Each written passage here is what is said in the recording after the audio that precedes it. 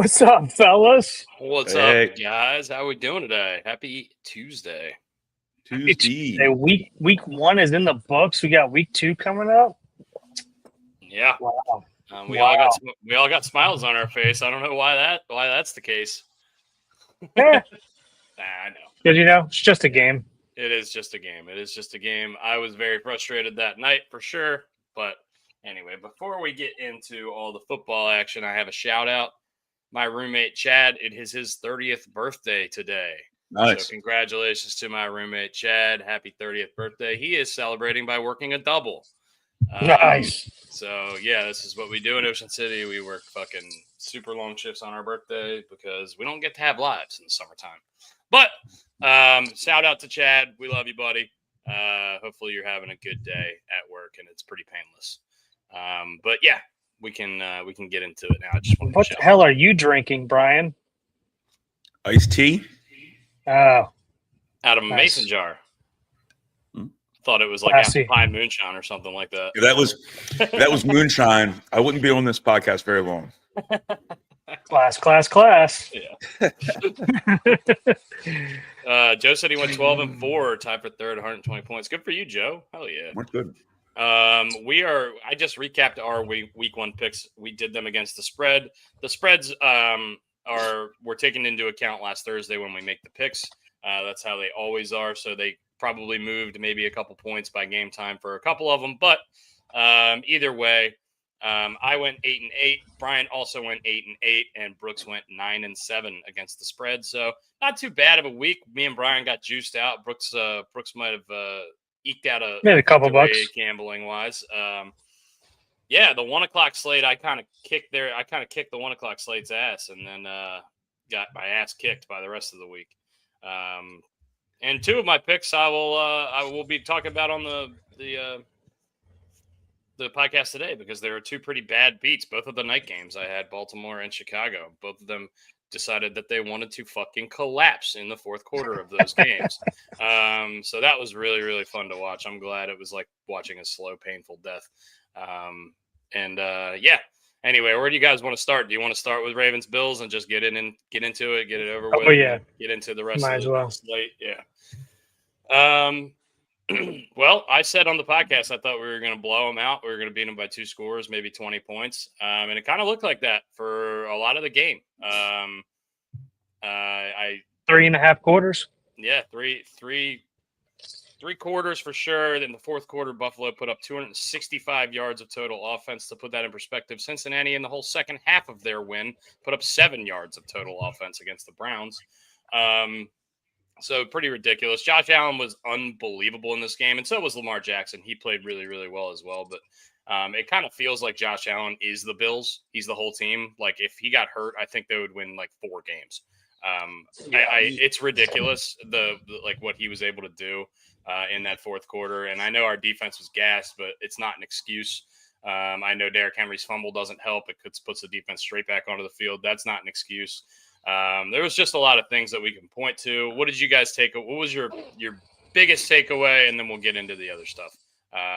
Brian, let's go to you and then Brooks. Start negative and positive. I stunned at how our defense couldn't make stops. The defense is 5 first-round picks in the secondary. You can't have a guy throwing for 251 yards only in the fourth quarter.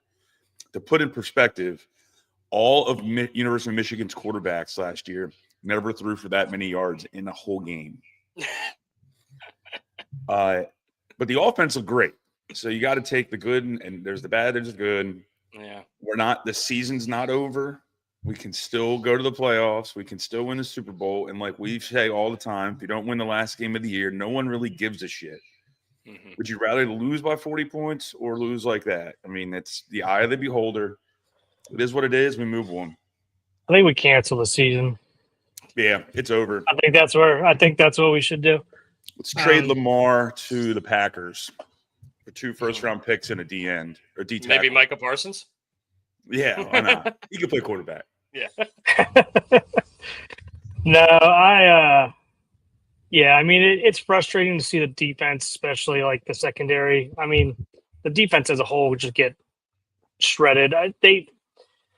really I mean, if you sit here and recap the game, and I went over, I looked at the highlights again last night, and I mean that first drive they shredded us down the field, and then it really wasn't like the D didn't play that bad until like 7 minutes left in the fourth quarter, when it seemed like everybody went.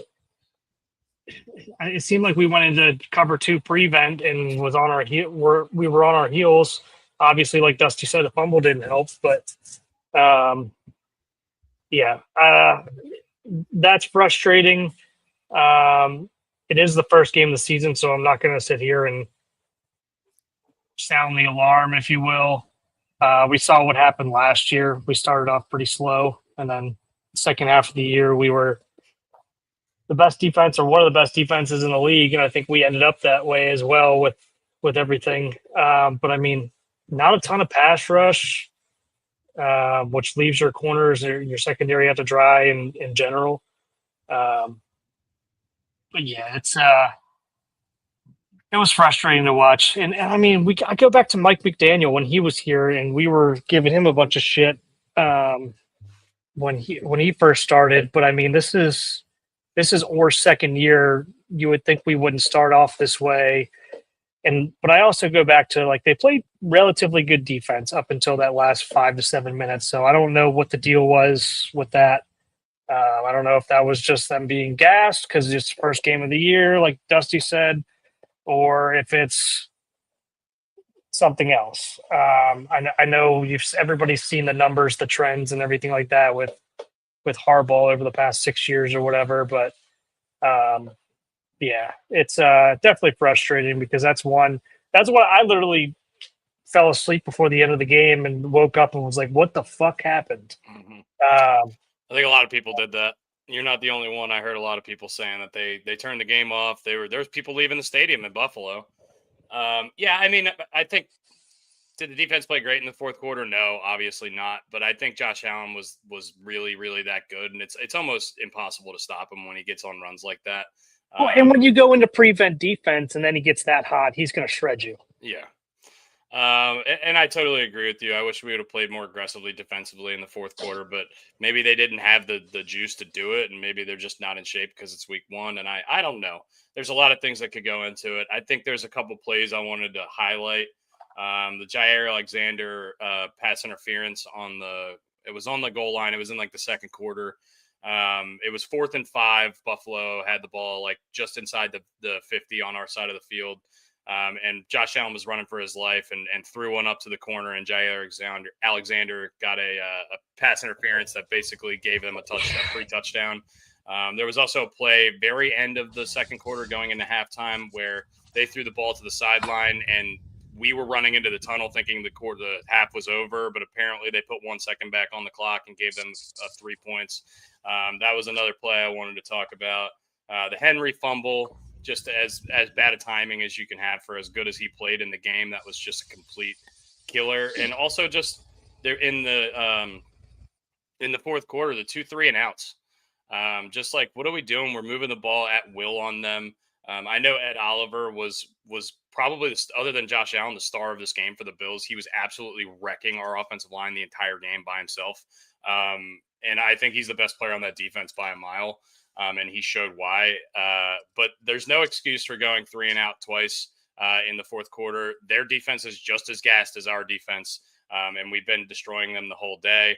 I just don't understand what happens to our offense in the fourth quarter. It doesn't even seem like the plays are bad or anything like that. It's just like for whatever reason, we're getting 8-9 yards all game, and then it's all of a sudden it's 3rd and 9, and like it just happens so quickly. But anyway, that's just a couple of the things I wanted to highlight. Any of those stand out to you or anything you want to know? Anything else? Does this hurt more than last year's first game when we were watching down in Outer Banks when we lose by a toe? I think this hurts Chiefs? more because we were winning this game and in control the whole time. I mean, we dominated the whole game. Yeah. That's why I think it hurts more. Yeah, for sure. It hurts more. But also, once again, like Brian said, it's September. It's week one. At the end of the day, this doesn't really matter all that much. It would have been nice to get a W. It would have been nice moving forward. Hopefully the team has a sour taste in their mouth and they go and take it out on Joe Flacco and the Browns next week. And we're right back on track. But we said that the same thing last year when we lost to Kansas City. We had an easy cupcake game, we thought, going in the next week and playing the Raiders, and we ended up losing that game. So yeah, I don't know. It's really frustrating. All the John Harbaugh stats are crazy. He's lost 17 double-digit leads in the second half. It's like way more His than career. any other coach ever. Yeah. I mean, we've lost six that games. number's a little. I want to talk about that. That number's a little.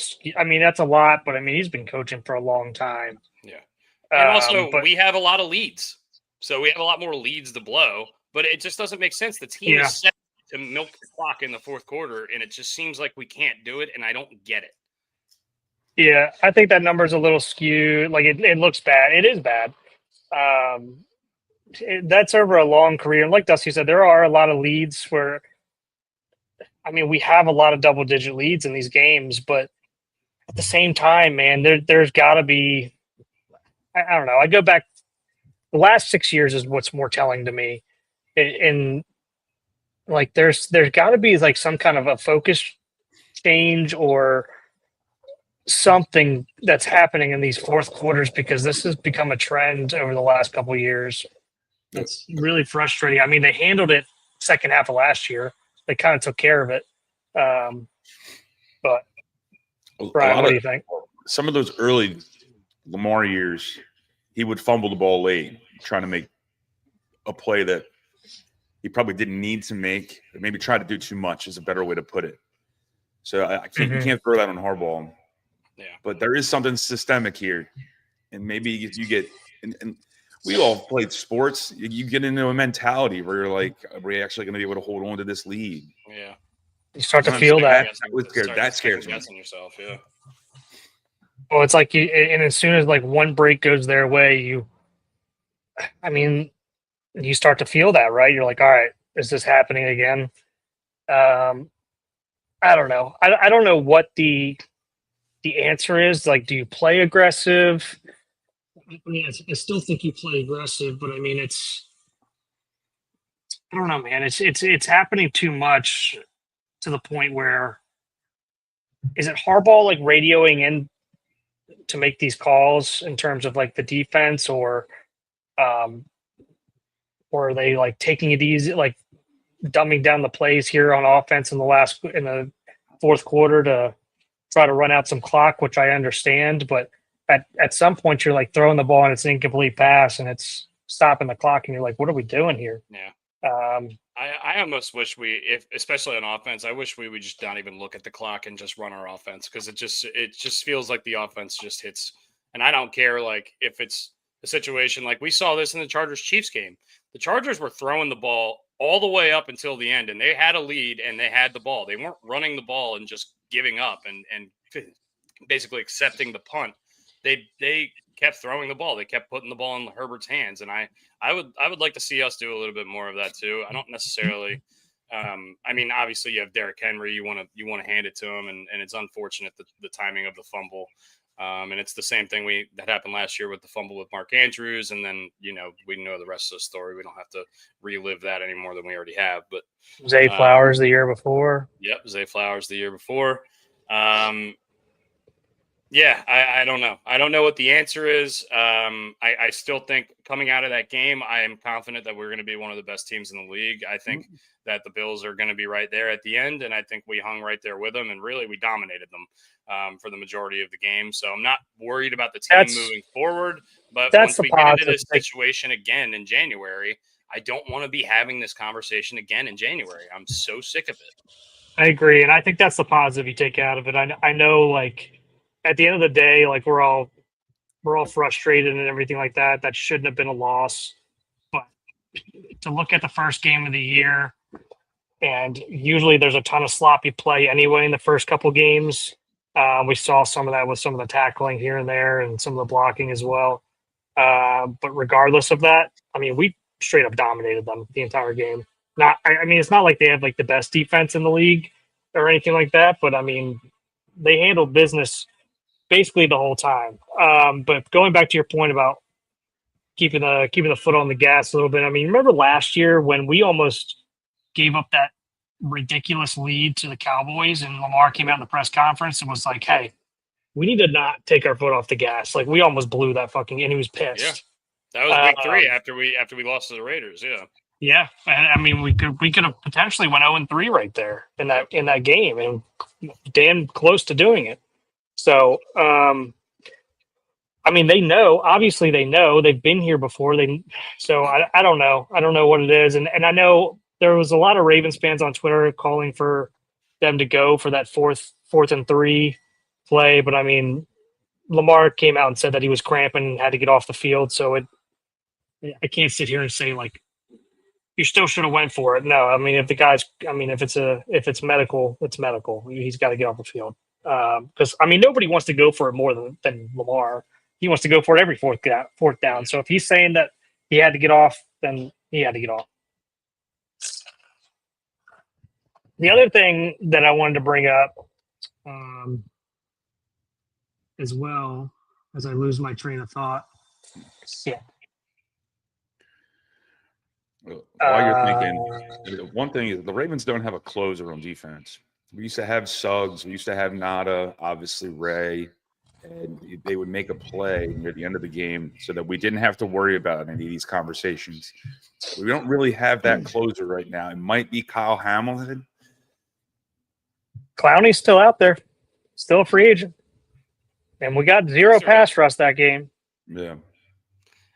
This is the kind of comments that just drive me insane. Like we put up 40 points and Lamar played unbelievable football the whole game. Like you can get frustrated by the lack of offense in the fourth quarter, but if you put that game on anybody, there's 53 dudes on the roster. Lamar's probably number 53 on the blame list.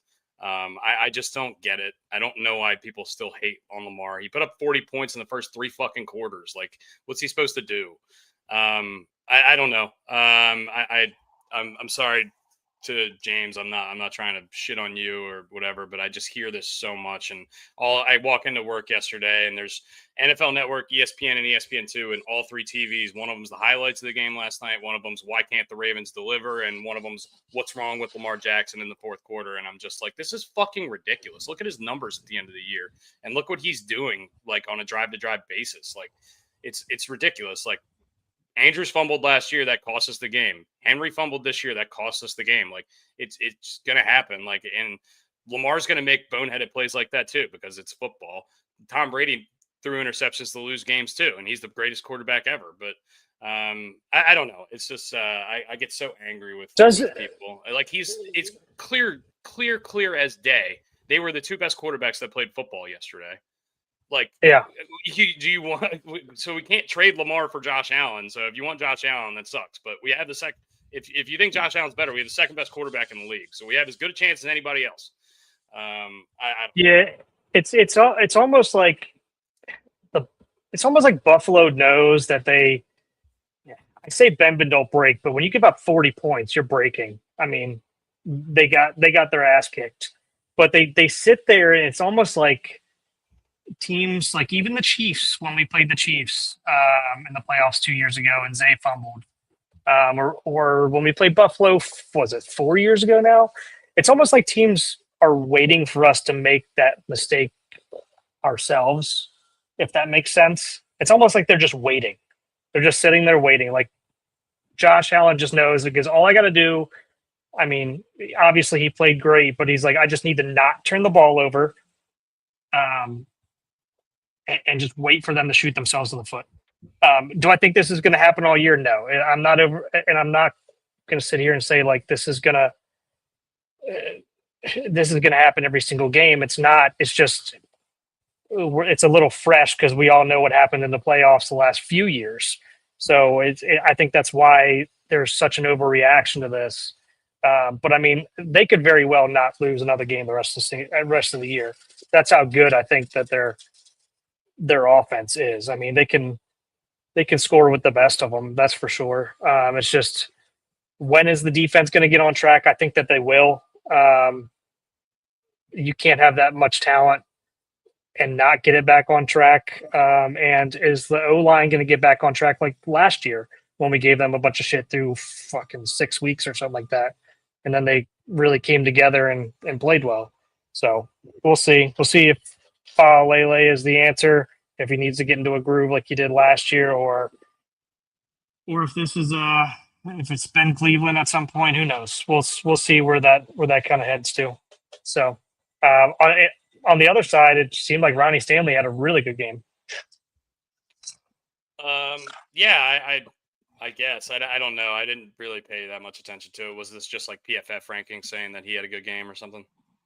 No, I just in watching the game, I just saw so many big time blocks for even just like screening at the Zay or Derrick Henry running behind him or whatever. I just didn't see a bunch of pressure from his side. It just seemed like Ed Oliver was getting a ton of penetration just straight up the middle, not from that side. So.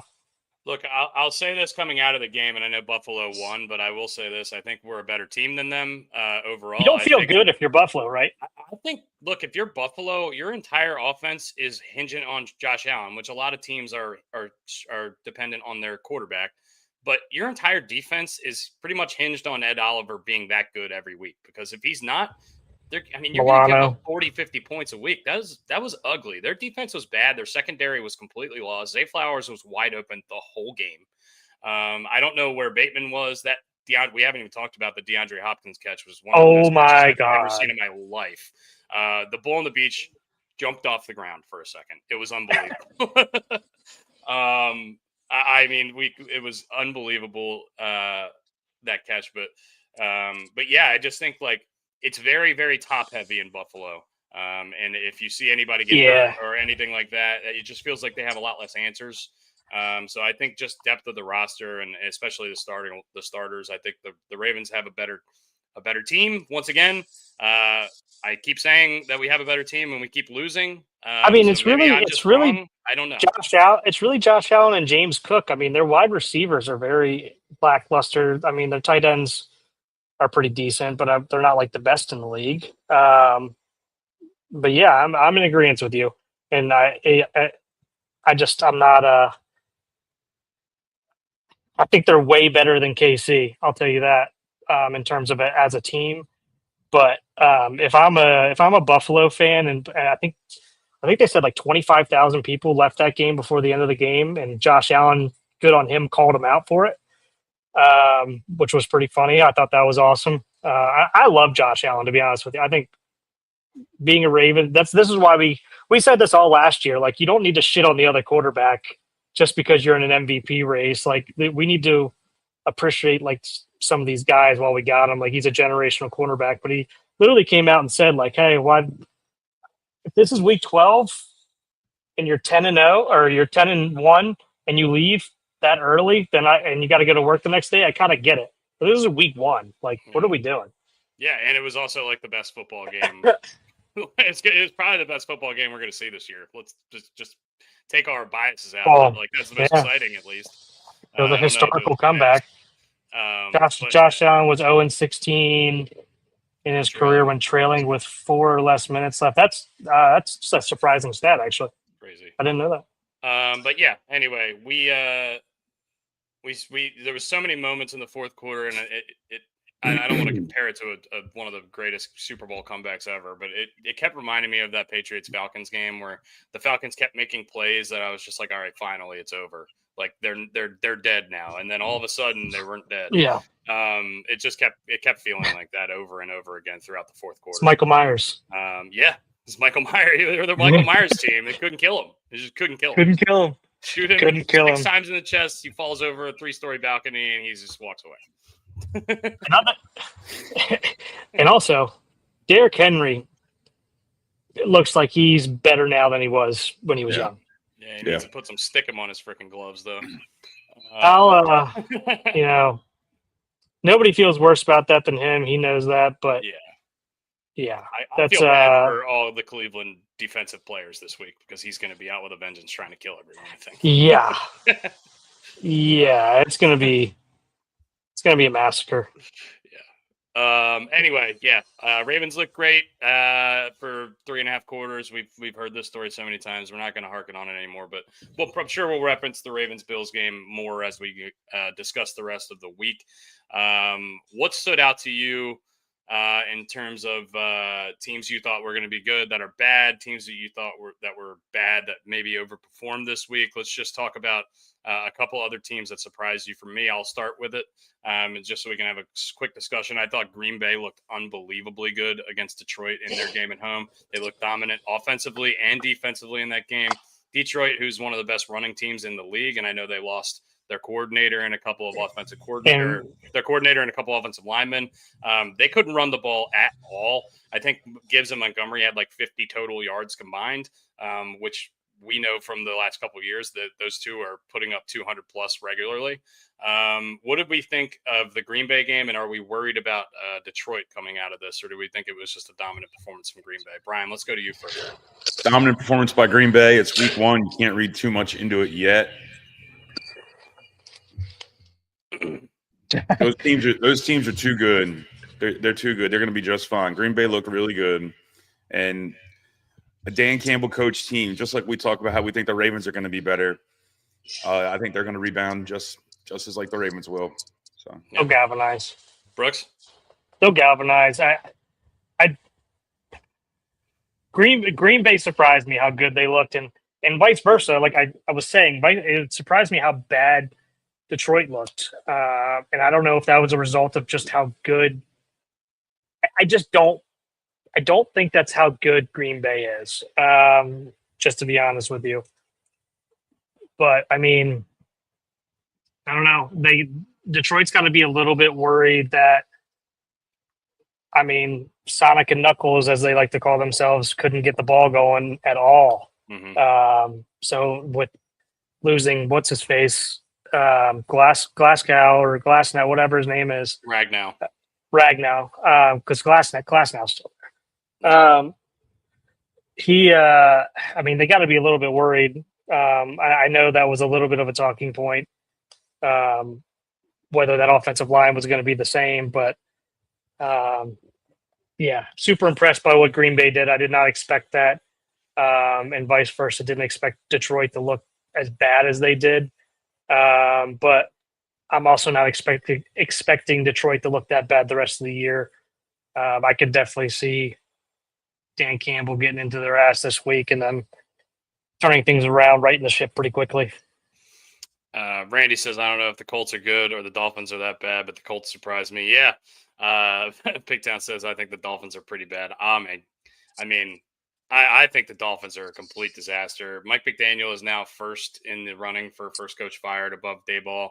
And I totally agree with it. Daboll has the get out of jail free card, which is he can push the Jackson Dart button whenever he wants. They don't really have that luxury in Miami. Or Jameis Winston. I think Tyreek Hill, my call is Tyreek Hill is going to be on the Chiefs by like week 5 because they need a receiver. And I think it makes you see Pigtowns. Tyreek Hill may be heading to Pittsburgh. That would be something. For sure. I don't know if they want another headache receiver in their locker room. Tyreek Hill also was just accused of they have to give up. He was just accused by domestic violence by his estranged wife this morning. A lot of stuff going on in Tyreek Hill land. Tua Tagovailoa looked so bad in this game. Dude, so bad. He was throwing medicine balls. He was throwing hospital balls. He was throwing everything but footballs. Tua looked for a quarterback who makes his living on being accurate, he looked like the most inaccurate quarterback in the league. He looked so bad. He did nothing well in this game. The Dolphins did nothing well at all in this game. And if you took Dolphins players in fantasy, I feel bad for you because I think it's going to be like this all year. I think the Colts have a good defense, not a great defense. And I think this good defense made the Dolphins look like a complete dumpster fire. I think if the Dolphins played Denver, I don't think they would get a yard. It was bad. But good for the Colts. I'm not trying to just shit on the Dolphins and not give the Colts credit. Good for the Colts. Danny Dimes, 7 possessions, 0 punts, all scores. No Colts quarterback has ever done that. Andrew Luck never did that. Peyton Manning never did that. Danny Dimes did it in his Week 1 matchup against the Dolphins.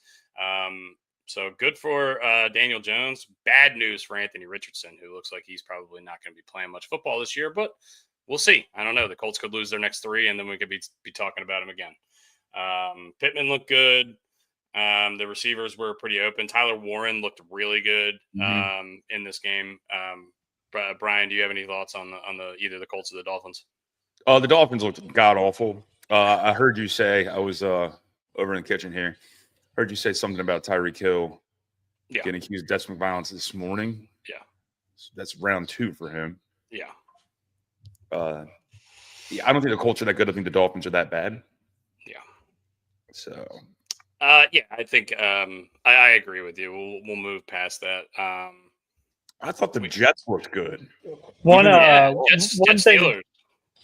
I wanted to bring up real quick. I mean I think we all said we thought Indy would be a little bit more improved, and they got healthier on defense. But we forget that Miami lost a lot of secondary help. I mean, between Xavier Woods and Ramsey, and I think they lost somebody else too. So I mean, their secondary is already rough, and they're healthy. So I mean, I expect there's going to be injuries at some point. So it's going to get that much worse. I don't think their offense is going to look as bad as it did all year, but that was ugly. Yeah, I mean, if Tua plays a couple more games like that, then that's going to be, we're going to be talking. Should Tua get benched, because that was bad. Anyway, we'll move on. I don't even know who their backup is. Do you? Is Snoop still there? No, he was on gentleman the Browns. Named Zach Wilson. Is it really Zach Wilson? Oh, nice. Let him sling it. Let him sling it. He sucks. Anyway, let's move on. You mentioned the Steelers-Jets game. Let's talk about that Steelers-Jets game. That was surprisingly the most fun game of the 1 o'clock window by a lot, honestly.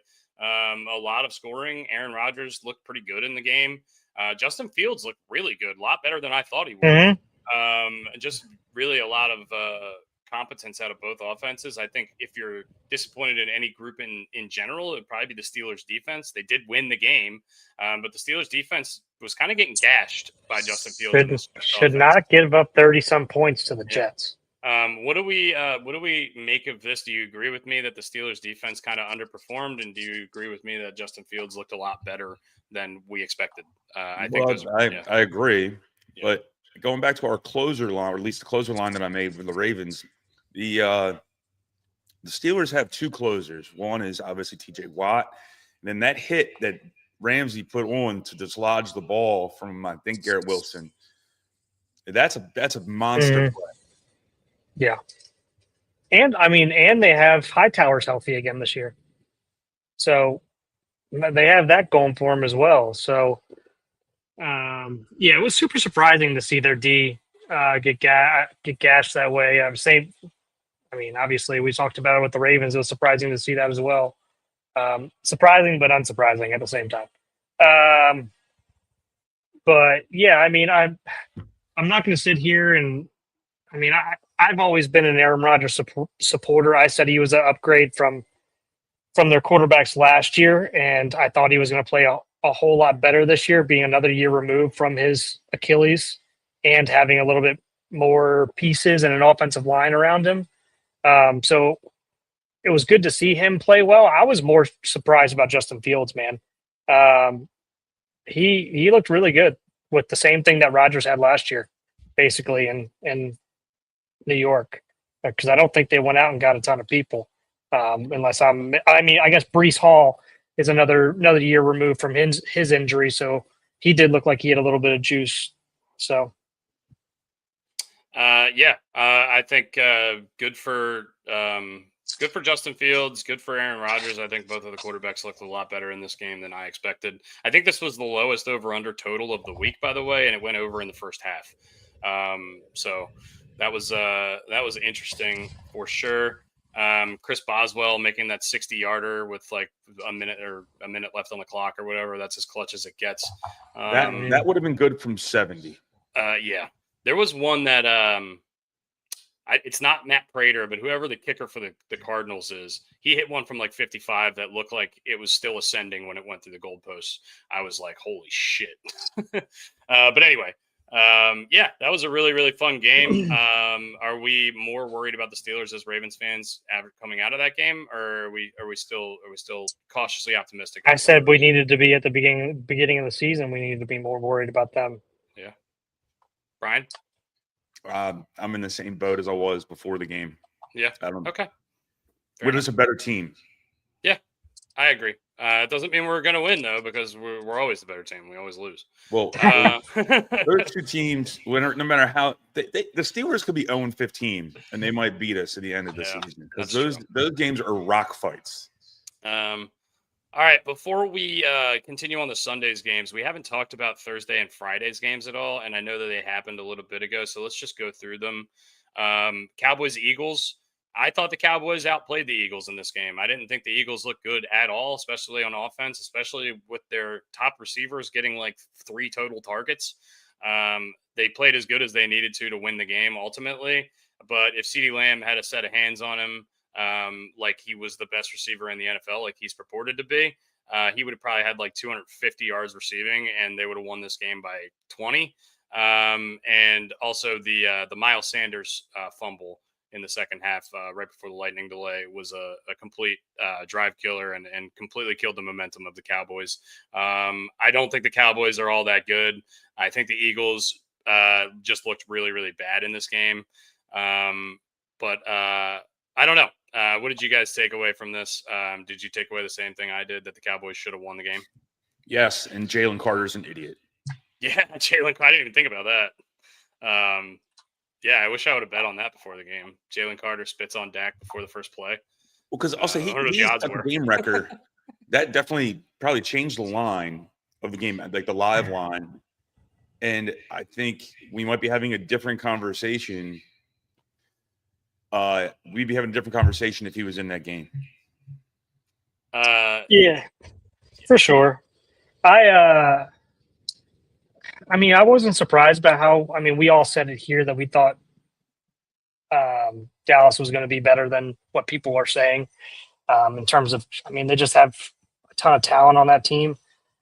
But yeah, I thought Saquon. I thought there was going to be a whole lot more rushing going on, and I guess not rushing. I thought I thought they would just bland as shit. Yeah, I thought they would dominate in the rushing game. I thought they wouldn't even have to do a ton of passing. But yeah, I mean, they still get the win. They get out of there. They sneak out. It's a division game at their place. Mm-hmm. So I guess we probably shouldn't be surprised that it was close, because it tends to. I mean, we all know how some of these division games can get.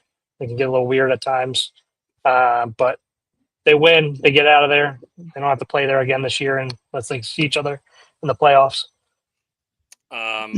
Next divisional game that was also on a weird night of the week, Friday night in Sao Paulo, Brazil. The Chargers defeated the Chiefs. It's 27-21 was the final. The Chiefs did kind of make a little bit of a comeback there in the fourth.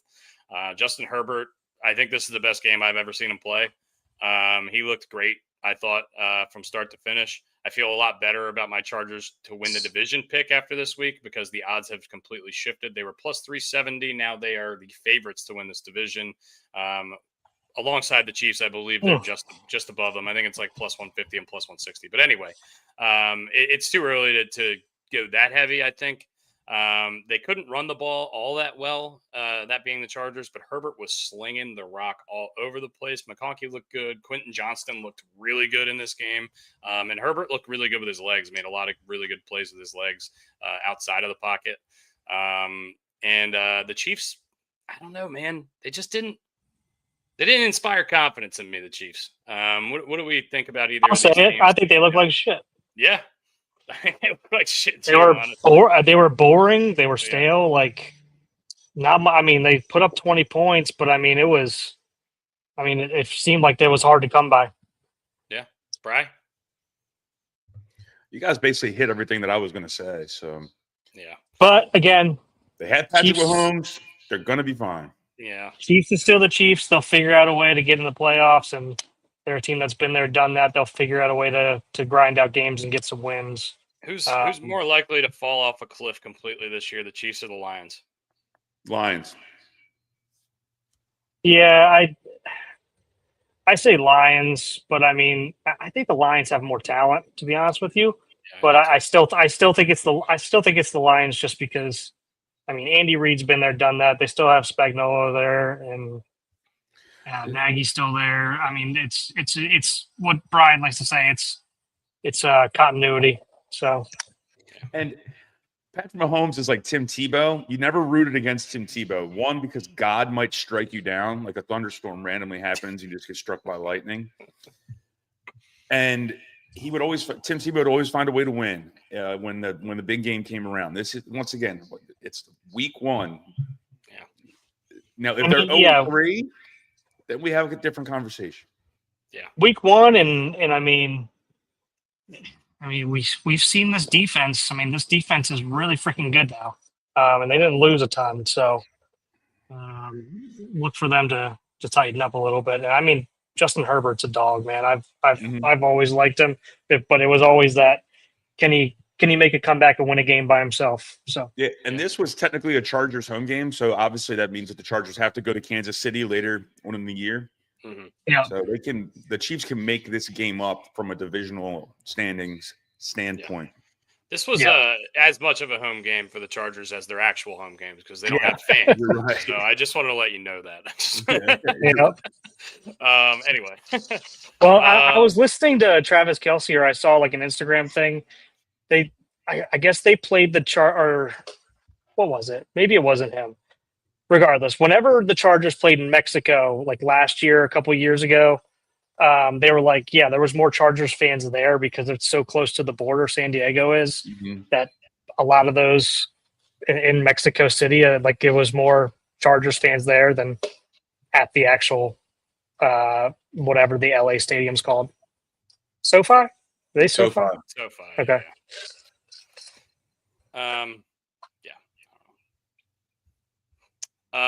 Next game. Which one?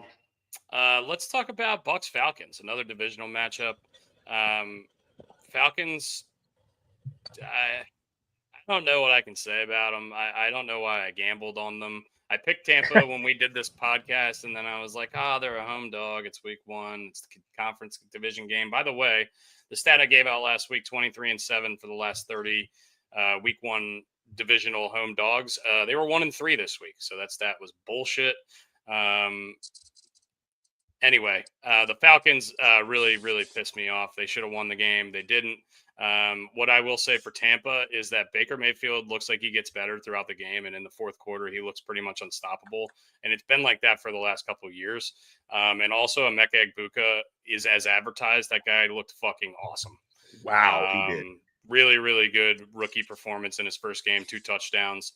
And was kind of all over the place. Bijan Robinson is fucking amazing at football, and I don't know why Tyler Algier gets just as many touches as him. I don't think Tyler Algier is bad at football, but Bijan's unbelievable. He should get 95% of the touches on that team. How does he not have a mustard endorsement?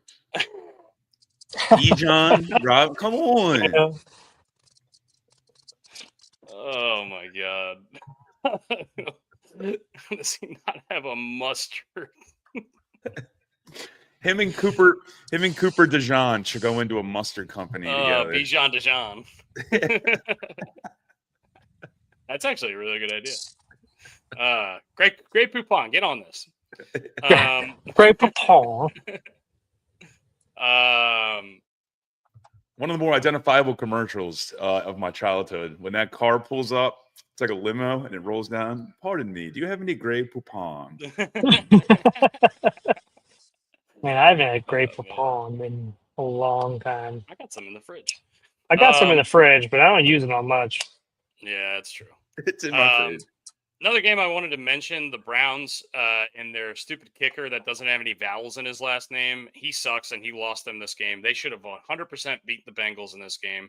The Bengals had 7 total yards of offense in the second half. 7 total yards of offense in the second half, and they won the football game.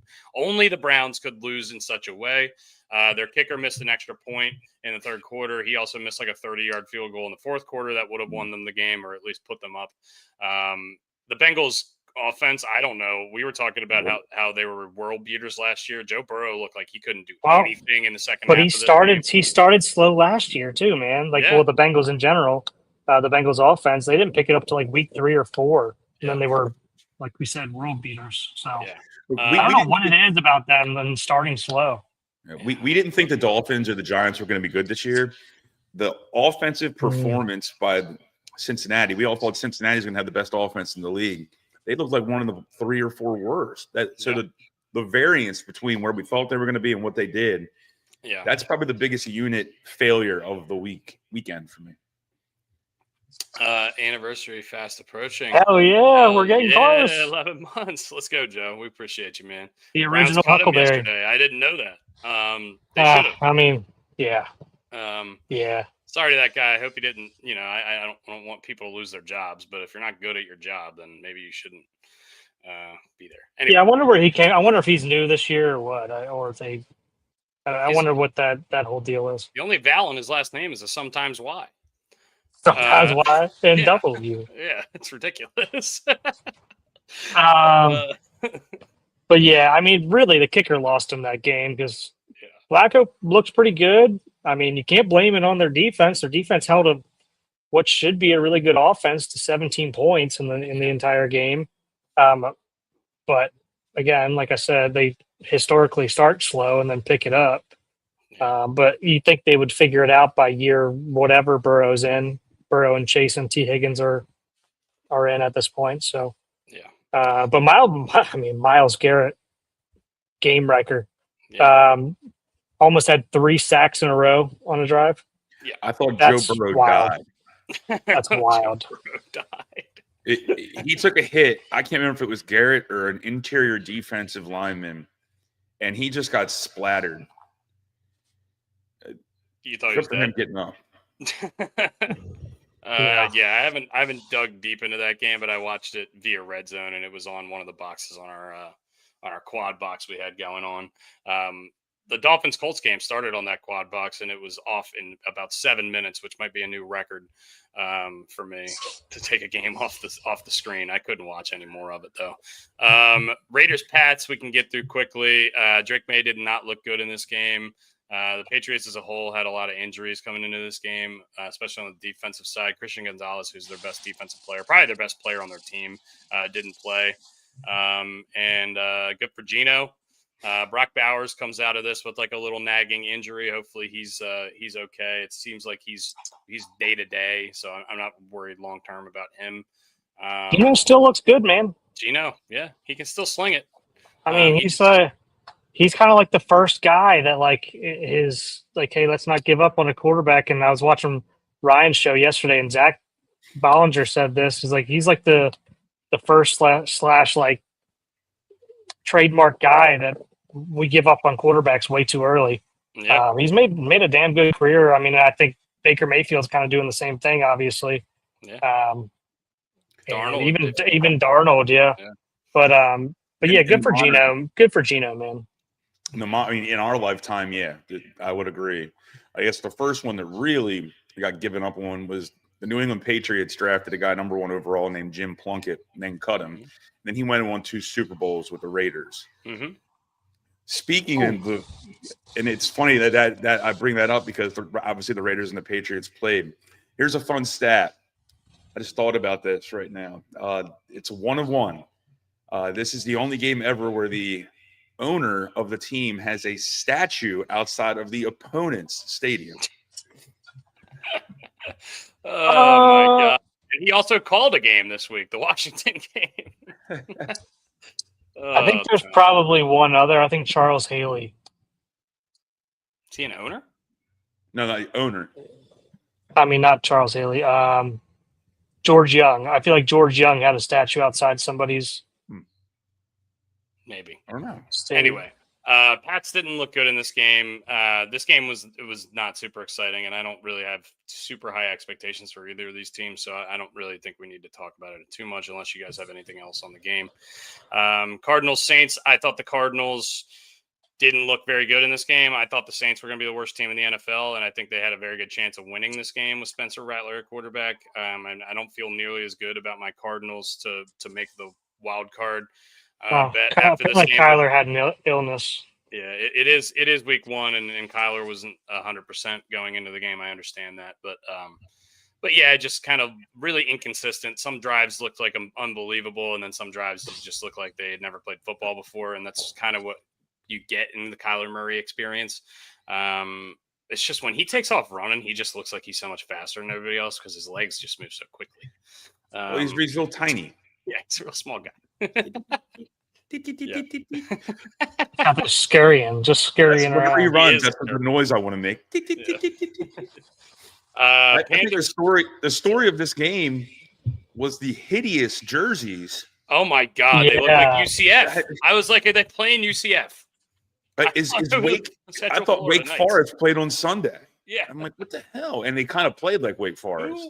Who designed these jerseys? Number one. Number two, did they have a focus group? Because every single person I talked to thought that they looked bad. Not one person. Yeah. Like, talk to somebody. Jerseys. Like, why are you doing this? In week 1, you bust them out in week 1. It's unbelievable. They thought these were going to go over well. Oh, they look so bad. And they have good jerseys, like original jerseys. Why change this up? Yeah. They're all blacks are awesome. They're all whites are awesome. Just let them wear those. Like, anyway. On the flip side, Alvin Kamara still looks like Alvin Kamara. Yeah, he looked like a stud in this game. It doesn't matter what team who's around him. He's like Barry Sanders. He'll figure out a way to make plays. Yeah. Panthers Jags. This game had a lightning delay for like an hour and a half in the middle of it, so we kind of forgot it was on. Couple lightning delays. With good reason.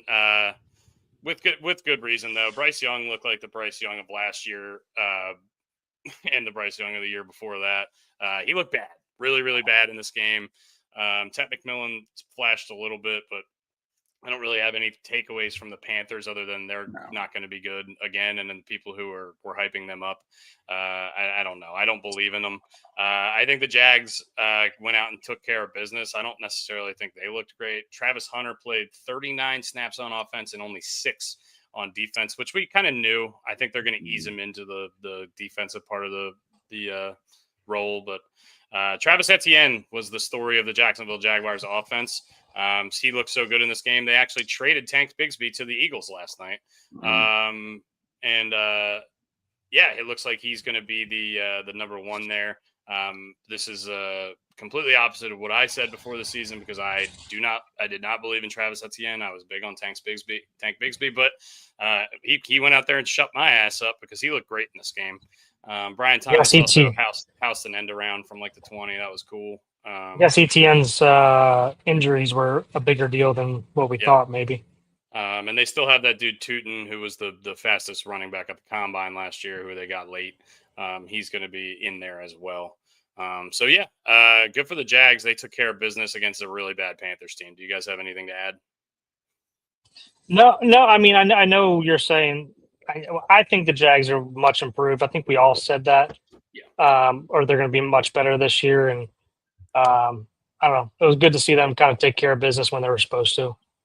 Even though it's week 1 and they probably could look a little bit better, but 26 points, 26-10 wasn't even remotely that interesting. So,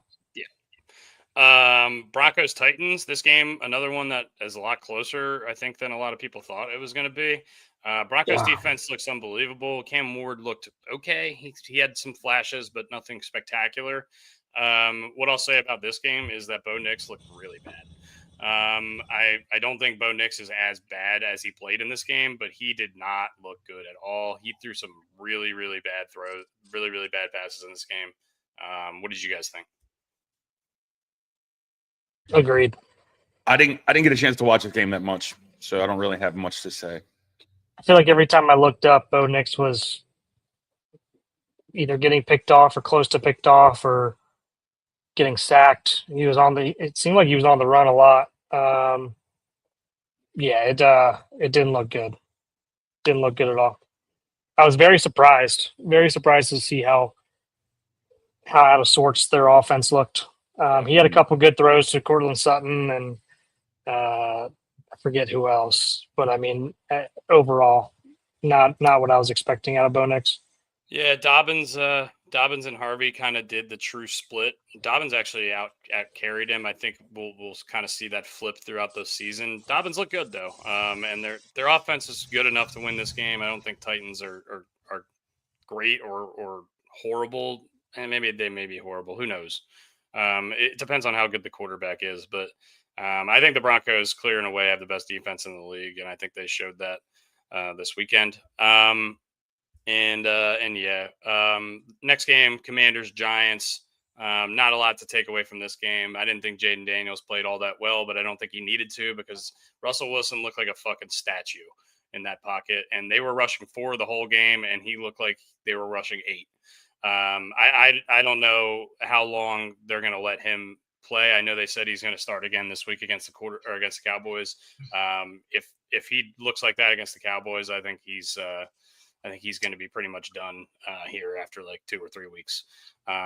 Good for the Commanders for getting the win. Bill Krosky-Merritt, Ja'Cory Krosky-Merritt, looked pretty good in his NFL debut. But Jaden Daniels missed some throws that are unlike him. He missed Scary Terry on a wide open go route down the sideline. That would have been a 75-yard touchdown. And we just saw Jaden Daniels hit that throw 100 million times last year, and it just didn't look like he was back in it. But it's week 1, so they won the game. They took care of business. I'm not going to give them too much flack. Good for the Commanders. Niners Seahawks. This game was boring as shit. George Kittle's out for, it looks like, at least multiple weeks. Hopefully not an extended period of time. That really sucks for the 49ers offense, who's already missing Brandon Ayuk, who just got Jawan Jennings signed to a deal and back in the locker room. Ricky Pearsall looked okay in this game. McCaffrey was questionable before the game out of nowhere with a calf. Don't really know what's going on with him, if he's ever going to be fully healthy again. Brock Purdy has a left shoulder and left toe. Yeah, Brock Purdy might not be playing this week. So then you have Mac Jones. They're playing the Saints, I believe. So having Mac Jones might not be the worst thing for this game to give Brock Purdy off. But this is going back to the word systemic with the Ravens. The Niners always seem to be hurt more than any other team. Yeah. And what they're going to do now is they're going to give the ball to Christian McCaffrey a fuck ton if Brock Purdy can't play. And then that leads to McCaffrey getting hurt. And it's just like a vicious cycle. Yeah. Brooks? Yeah. It's I mean, if I'm a Niners fan, you gotta feel like an Orioles fan at this point. It's like every game you take a hit somewhere. I don't know if you said this or not. Trent Williams went down during the game, I believe. Did he really? I don't know if he returned. He might have returned. But I mean, a couple of the key guys. Obviously, you said Kittle. But yeah, it's like Jesus Christ, man. Like, can we catch a break and keep a couple guys healthy? So. Yeah, that was the story of the game before this for me. season. Who are the most indispensable dudes on the team? Kittle and Brock Purdy would have been in the top 4. I would think so. They lose them both in week 1. McCaffrey's probably up there too, and he was questionable, and they thought he might not even play. On the Seahawks side of the ball, Zach Charbonnet well outplayed Kenneth Walker in this game, which is not good for me fantasy-wise because Kenneth Walker is all over everything I have. Look for Zach Charbonnet if for whatever reason, if you're in a league where Zach Charbonnet is not owned, I would start buying him up because I think he's going to be the premier going either they're going to be doing a 50-50 split or riding the hot hand that day. But the hot hand this weekend was definitely Charbonnet over Walker. Rams Texans, I got to be honest, I didn't watch a single minute of this game. It was 14-9. It seems like it was the most boring game ever. CJ Stroud and the Texans offense put up 9 points in the first half and were shut out in the second half. We were worried about the offensive line. It seems like the offensive line got kind of dominated by the Rams defensive line. for the Texans. And Nico Collins had a really quiet game with most of their receiving core hurt. I thought he was going to get funneled targets, and he had a quiet game. So what did you guys take away from this, or did you guys watch it at all? I didn't watch any of it. Yeah. I barely watched any, but what I remember is Stingley got hurt at one point. I don't know if he came back in or not. I'm sure he did. And who was the other guy? Oh, Puka. Puka went out like his eye. He was like bleeding from his eye. He came back though, right? He ended up coming back into the game, but I mean, it looked bad. It did look bad. But props to him. I mean, he continued to do Puka things. So, but yeah, other than that, super boring. Didn't watch a ton of it. Red Zone wasn't going to it a ton just because obviously they were not doing much. There was no red zone opportunities. Hey, I'm gonna go backwards just for a second. It's nothing crazy. Body language by two receivers, Malik Neighbors. Oh yeah, that was bad, especially when like Dayball goes for like a high five. Him and Dayball got into it on the sideline. It looked like it was not good. And then Tyreek Hill. Yeah, goes without saying. Yeah, not good. And then the only other game we haven't talked about yet is last night's game. And god damn, dude, the two Sunday night bets, the Sunday and Monday night bets I make, just the team that I bet on, just they decide they don't want to play football anymore when the fourth quarter starts. What happened? Like, what are you guys doing? One great turnaround by the Vikings and JJ McCarthy. Unbelievable. Kevin O'Connell was awesome coach. Yeah. Has any Super Bowl winning team milked one Super Bowl more than the 1985 Bears? Yeah. They've been bad forever except for that one year. I guess they did make the Super Bowl with Sexy Rex Grossman as their quarterback, but really their quarterback was Brian Urlacher, Lance Briggs, and Peanut Tillman. That was their quarterback. And Devin Hester. Yeah, and Devin Hester, who returned the opening kickoff of the Super Bowl for a touchdown. Who was the running back on that team? Is that Cedric Benson? Before Matt Forte, so whoever. I feel like that's after. I feel like that's before Cedric Benson. It could have been Forte. I don't know. Nah, I don't think Forte's. That's all I could think of during the ceremony is, man, they've been milking this Super Bowl for 40 years. It was Cedric Benson. He only had 674 yards rushing though, so I guess he was not like he was playing, but he wasn't like he wasn't. I wonder who the other backs were. Had, who was they? Didn't they have a Gator? They had a Gator wide receiver too to go with Rex Grossman. I feel like.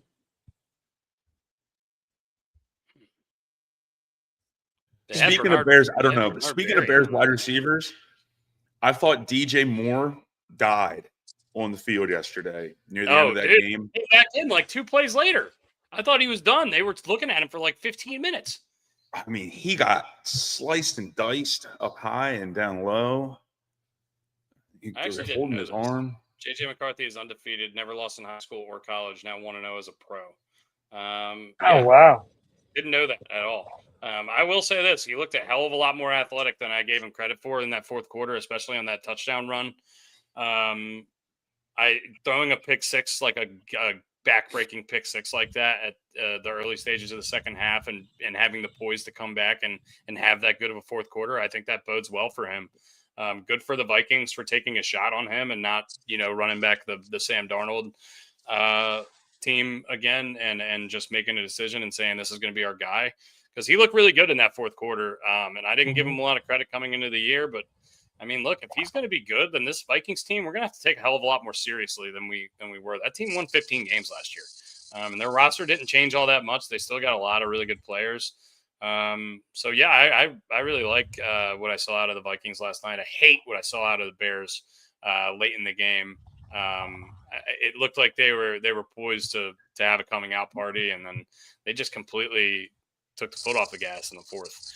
You can't kick that kickoff with only 2 minutes and 1 second, 2 minutes and 2 seconds, and let the guy receive it because he's going to run it out. So he tried to kick it out of bounds, but he kicked it like 108 yards or to like the 108-yard line in the end zone, and the guy just ran it out. I mean, kick it out of bounds.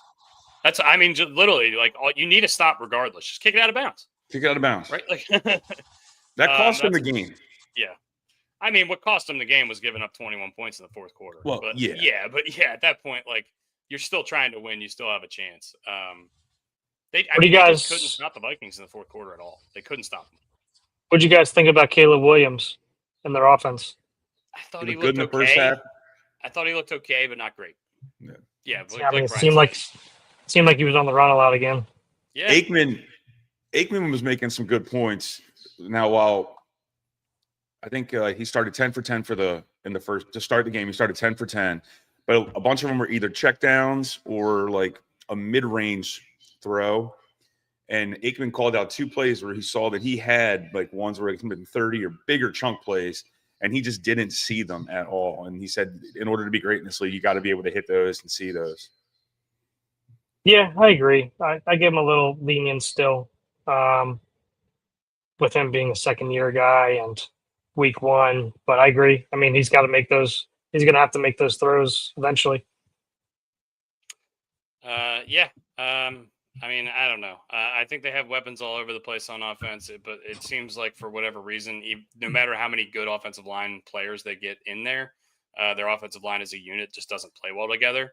I don't know if that's the coaching staff. I don't know if it's because it's week 1 under a new coach, new coordinator, new system, whatever. But the offensive line looked abysmally bad last year, and it didn't look great last night. Like Brooks said, Caleb Williams looked like he was running around a lot. DeAndre Swift also didn't have a good game, maybe as a result of the fact that the offensive line didn't look good. I don't really know what's going on there. I have a lot less faith in the Bears now, though, than I did coming into the game, just based on that fourth quarter. But it could just be a 1-quarter mystery, and they could get back on track. I don't know. It's an overreaction season here in week 1, so Yeah, everyone's losing their mind. Either you're winning the Super Bowl or you're canceling the season. But yeah, I mean, I think we said this. Like we gave them props for going out and trying to go get some guys to strengthen their offensive line. It was they kind of just did what was available to them, which wasn't a ton. I mean, I know they got Joe Tooney in there, right? But he's pretty old, and he's kind of. It seemed like he was fading there at the end a little bit for Kansas City, but he was also out of position last year a lot, and tried to hold it together. So, but yeah, it's I still give him props for going out and trying to do it. We'll see if they kind of come together. We could have said the same thing about the Ravens' first 4 games last year, whatever it was. Their offensive line looked abysmal, and then turn it around. So we'll see. It's week 1, game 1. Still time to mesh. Bears were missing their best player on defense, Jalen Johnson, corner, who they paid a ton of money to a couple of years ago, or maybe last year. And the Vikings were missing their starting left tackle, Christian Darrisaw, who got hurt last year. And they were also missing their standout safety, Harrison Smith, who is now old but still a very good player. So just a couple of things to note. And look, the Bears were missing 2 corners as well. Jalen Johnson and someone named Gordon. Is Amos still playing in the league? I don't think so. There was an Amos I saw yesterday, but I thought it was him for a second, but I don't think it was. It wasn't Adrian Amos. It was a different Amos, and I think he played for the Bills. I think Adrian Amos signed with the Jets a couple years ago, and that was it for him. Actually, he's on the Niners. He was getting old. I mean, he's getting older, and he's a year older than me. He was the grade above me at Calvert Hall. I mean, for a DB, I mean he's 32. Yeah. Anyway, I think that's pretty much all we need to do on the recap on football. Thursday night's game is Commanders-Packers. Really good Thursday night game. We'll learn a lot more about those 2 teams. Commanders coming off of a win, and the Packers also coming off of a win. That game is in Green Bay. So we'll see. I think we'll learn a lot more about both of those teams as a result of that game, and maybe we won't because it's a Thursday night game and it doesn't matter, and we should just throw it out the window. Who knows? But yeah. One thing I did want to bring up that we didn't bring up during the Ravens Bills game, that guy shoving D Hop and then hitting Lamar or hitting D Hop in the head, hitting Lamar in the head, then Lamar shoved him into the stands from every NFL stadium. I actually thought Lamar was going to get a whole lot more criticism than he has. I thought I was going to have to come on here and defend him, but I mean, I got. Obviously, you shouldn't do that, but to be honest with you, I kind of liked it. I mean, dude, the guy shoved him. I'd shove him back too. He came out and said he was like, I forgot where I was for a second. I probably shouldn't have done that or whatever. Well, I think he shoved his head, like hit and shoved his head, whatever you want to call it. Like did that to D Hop in his helmet at his head, and then did it to Lamar. And Lamar saw that and was like, "All right, if he does that to me, I'm fucking." Yeah. I mean, and he had D Hop's back there too, which is going to go a long way for a guy like that, for a vet like that. So, I liked it. Do I think it's, is it the right thing? Probably not. But as a Ravens fan, I kind of liked it. You got to tread cautiously on this one, but you're allowed to defend yourself. It wasn't like he went into the stands and started slugging the dude. Yeah. So he's not going to get a lot of pushback. Yeah. I'm glad he hasn't. I haven't seen any at least, so hopefully it stays that way. What a moron! Something we have to talk about doesn't mean you can start hitting people. Something we do have to talk about. Moving off of football here, and we can move back if we need to as necessary. But the night of 21-31, that little no hitter bid that turned into an Orioles win. How fucking awesome was that game? One of the craziest baseball games I've ever seen. It was unbelievable. If you're not familiar, and you should be if you're listening to this show, the 30th anniversary of Cal Ripken's breaking Lou Gehrig's streak, the 21-31 game was, I believe, Saturday. Was it Friday or Saturday? Saturday. It was Saturday, and they honored Cal before the game and everything. But we were getting no hit through 8 2/3 by Yoshinobu Yamamoto of the Los Angeles Dodgers. Well done pronouncing that. Well done. Jackson Holliday came out and hit a dong. And got the rally started, and we never looked back. And Jersey Jerry walked it off, baby. And look, I can't remember who the pitcher was. The guy who came in after. Blake Trinan.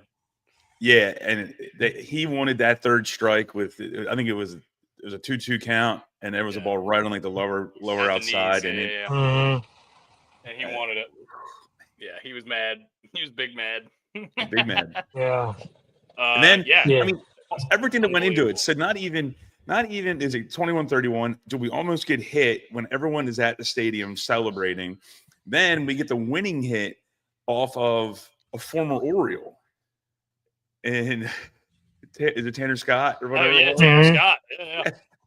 Yeah, we kind of tagged him around this week a little bit too. I think the league has been kind of tagging him around a little bit. Dodgers fans do not like that guy. I think that was his 12th blown save this year or something like that. That's a lot. That's not good. No. And look, I feel like I remember them saying that he had 11 going like as he came into that game. I'm pretty sure I heard that. Thank God we had that on Saturday because college football was a stinker. College football sucked on Saturday. I looked at the slate before the day started, and I was like, what's the best 12 o'clock game? Is it Iowa State? Like, this game sucks. I don't want to watch this. And then I was like, oh, there's Oklahoma State, Oregon. That might be a good game. Mama. It was like 63-7 or something. 69-3. Is that what it was? Yeah, it was bad. It was ugly. Oklahoma, Michigan, but they played later, right? Yeah, that game was the best game of the weekend. That game was boring as shit. That was the best matchup of the weekend. Yeah, I would say the best actual game of the weekend was Mississippi State upsetting Arizona State. That was really cool. Or USF. Yeah, or USF. USF. Florida can't lose that game. Yeah, you can't. At first, I thought you said UCF, and especially, I was like, no, they played the Cardinals in the NFL. Especially to another Florida school. Yeah, you can't do that. And then their next 4 games are like Texas, Georgia, Alabama, and Texas A&M. Like, good luck. Your coach isn't going to be there at the end of that slate. They're going to get outscored by 250. The Terps won again this week against Northern Illinois. They did not cover, though, so they're no longer a great team. They were 1-1 against the spread, but they're 2-0 overall, and the quarterback looks pretty good. So good for him.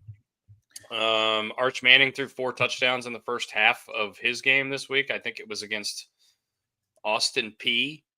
Is that who it was? Something like that. Don't take a lot of stock into that. We'll see how he fares in his next big game. I think he's getting a lot of unfair criticism for that stinker he put up against Ohio State, but he's like a 19-year-old kid, and that's the first big game he's ever played in his life. So, and he opened up on the road agast the national champion. Yeah, it's a tough situation to be in. So, he should get a little bit of criticism, but he shouldn't be getting as much as he is. So, just gonna give him a little bit of the benefit of the doubt. Other than that, I don't have a lot on college football this week. It was kind of a snooze fest, as we said. Going back to baseball, Cal Raleigh staying hot, 53 homers at this point. The only player still in the league that has 50 homers. There are like 20 games left.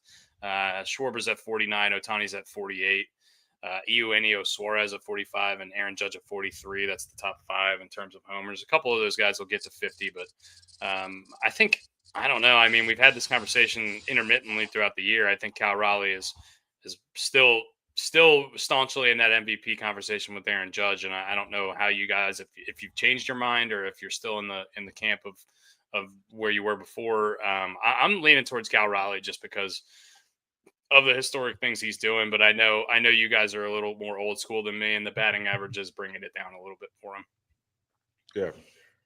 Yeah, and I haven't checked it recently in terms of like the average stuff. So he's hitting 242 with 53 homers and 113 RBIs.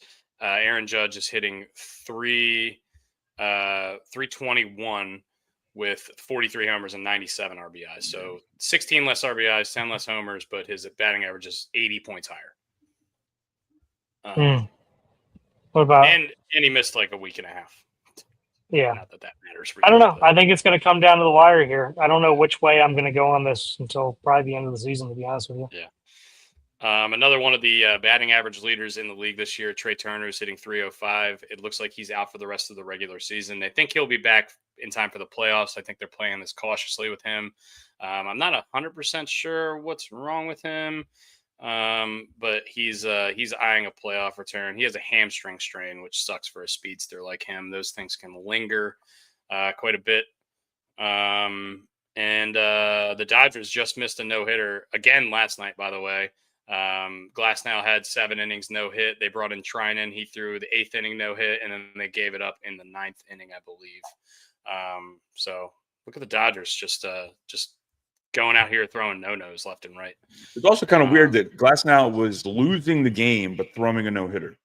He was losing 1-0. Doesn't it happen? Wasn't there a game where a guy threw a no-hitter in 9 innings and they lost 1-0?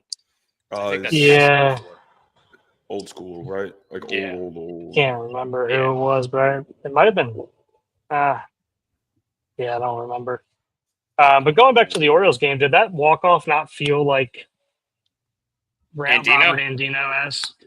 It's the first thing I thought of. It felt like Andino. It was like we're taking a moral victory and we have to. Like, I wish it was the last game of the year. I wish it was the last game of the year that happened. That would have been awesome. But every one of those at bats was awesome. Like it was just fun to watch. That was just really cool. And I know Joe's got it here with Ryan. Did you guys see Ryan Ripken's first pitch antics? I did not. What did he do? I mean, it was fine. He threw out the first pitch and pretty high and in to a lefty, put it that way, to a cow. Not the best first pitch you'll ever see in your life, but he didn't bounce it. And he didn't throw it past Cal, which is good news. He's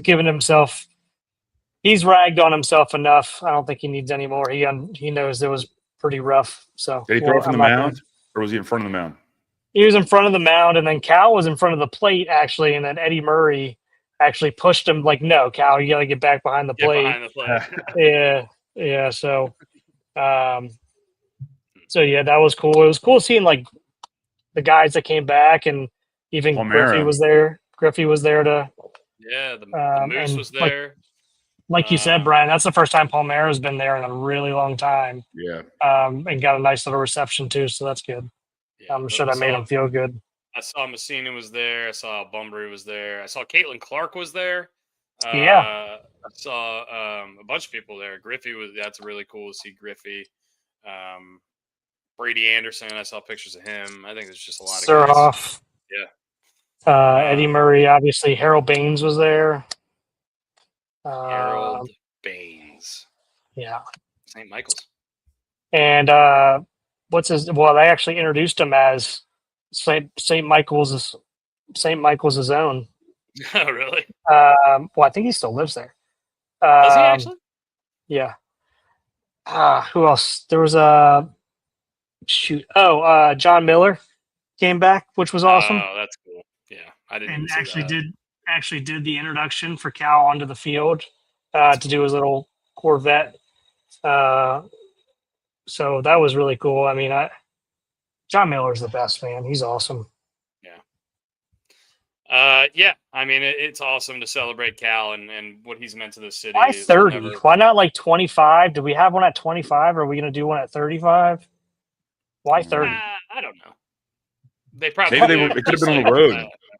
That's true. That's a good point. Maybe they just came to him and were like, hey, we haven't done this yet. Let's do it this year. I don't know. But they were probably, I think Brian might be right. Maybe at 25, they're on the road and we're in 20 and whatever else. So, yeah.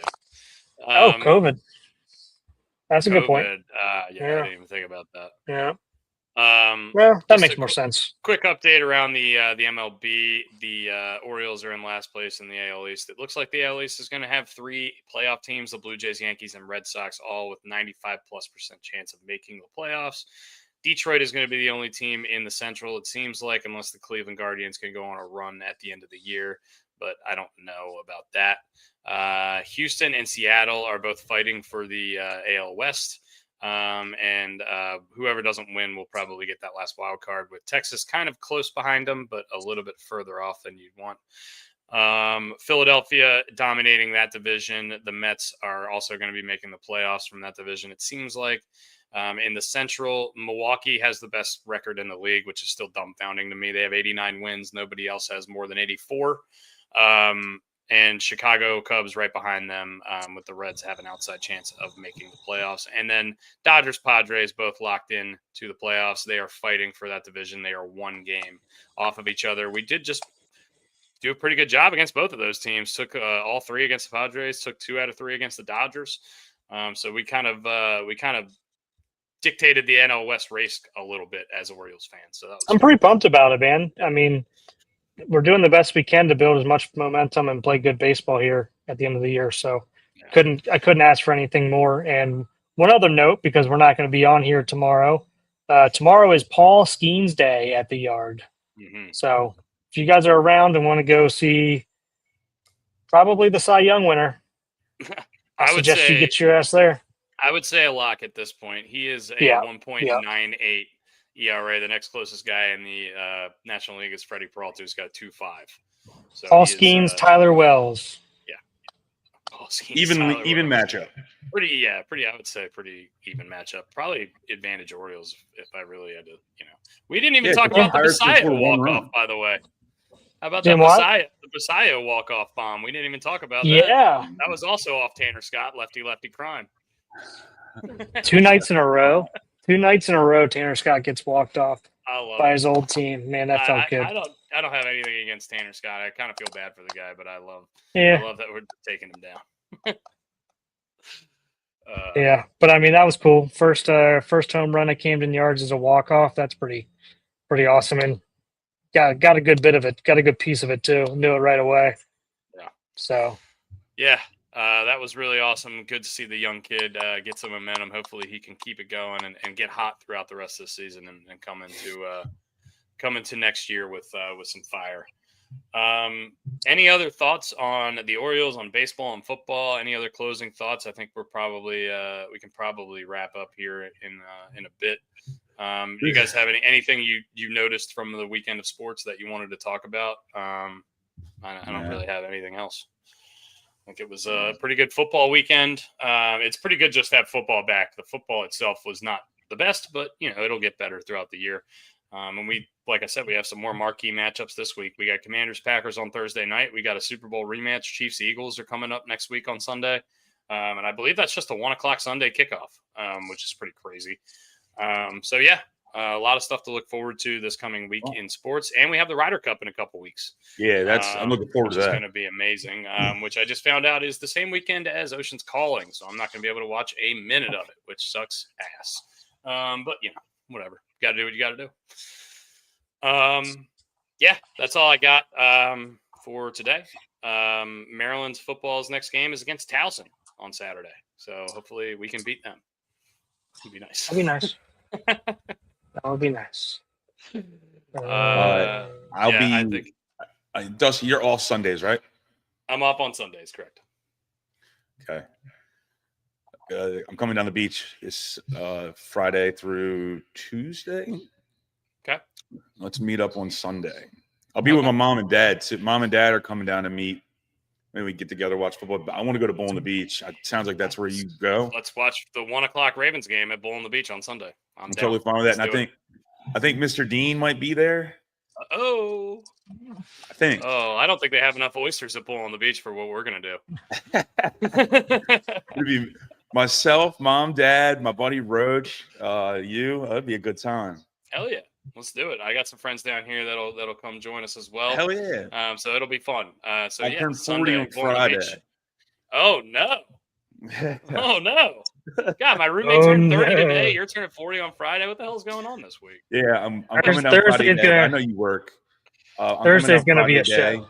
Yeah. So I work actually Monday, Tuesday, Wednesday, Thursday, Friday night this week, but I'm Saturday day shift, so I'm off at 5 on Saturday, and then I'm off on Sunday. So. Yeah, we'll figure it out. We'll get together. Yeah. All right. Well, it sounds good, guys. Thank you very much for tuning into this edition of Gary Williams Stole My Lawn Furniture on Tuesday, September 9th.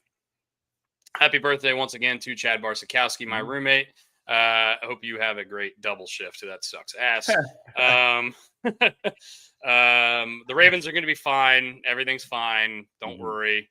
We're still going to be one of the best teams in the league, barring major injury, which you can say about any team in the league. Bring back the snake draft, Joe Radke says. Yeah, I think we do need to bring that back. Maybe Thursday. Maybe we will.